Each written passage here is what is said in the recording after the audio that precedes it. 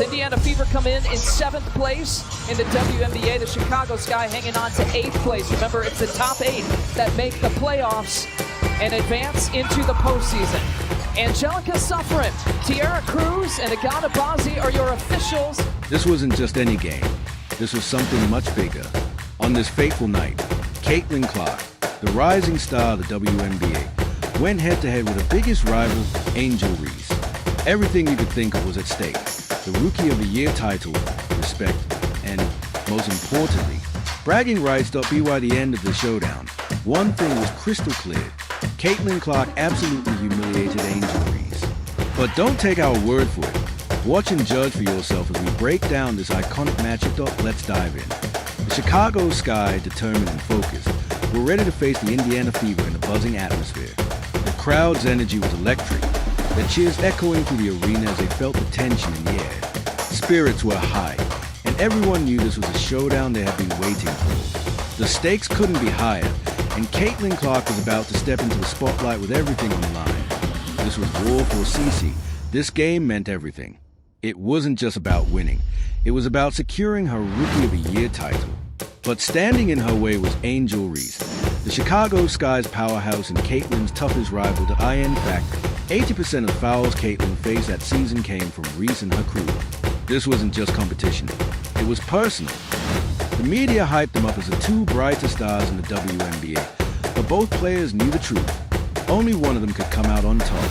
Whispers about who deserved the Rookie of the Year title were everywhere, but Caitlin wasn't here for the talk. She was ready to silence the doubters. After all, actions speak louder than words, and here we go. The first quarter started fast. The Chicago Sky brought an aggressive defensive scheme, with Angel Reese leading the charge. It was clear that the Sky had one strategy: stop Caitlin Clark at any cost. And at first, it seemed to be working.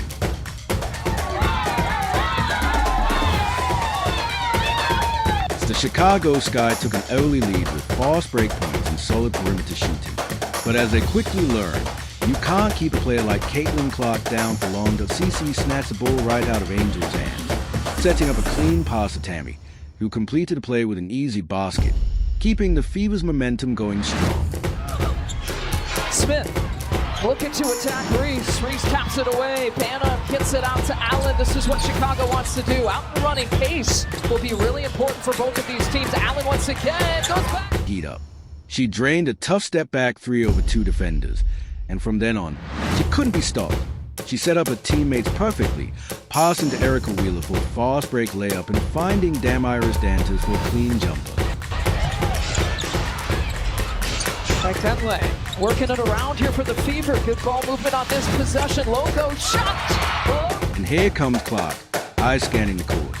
She draws a defender, then makes a swift run with the ball before dishing it for an easy bucket.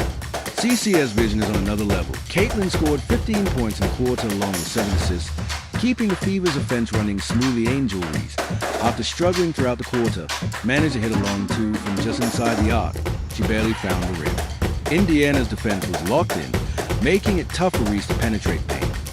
Things got worse for Reese when she tried making a play in the lane. The Fever's defense pounded, stealing the ball. They quickly passed it up the court to Caitlin, who finished the play with a clean basket, extending the Fever's momentum.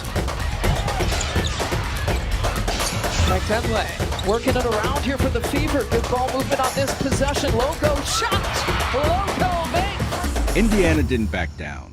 They kept the game close with strong defense and timely scoring. But for every basket the Chicago Sky made, Caitlin answered back, pushing her team forward and showing why she's one of the most lethal scorers in the league. Caitlin wasn't just hitting threes.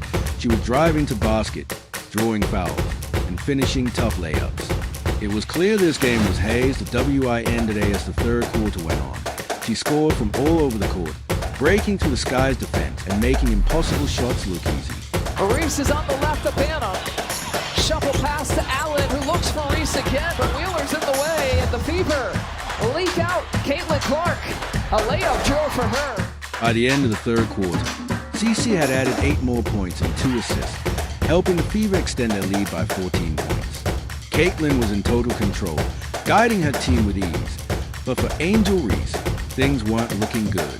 She managed just 1 point on 2 attempts in the entire quarter. Not exactly a stat line to brag about when going head-to-head with Caitlin's dominance. The IT looked like Reese was searching for her breakthrough, probably hoping it would come in the last quarter.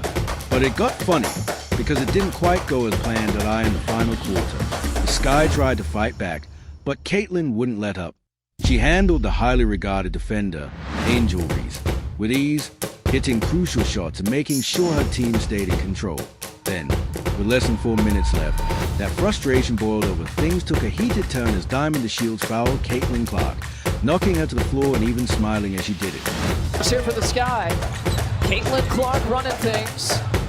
8 assists, 15 points in the first half. Looking to add to her talent. The crowd went wild, reacting in shock as Caitlin hit the ground. But instead of staying down or showing frustration, CC popped right back up, brushing off the HIT today as she walked toward the bench.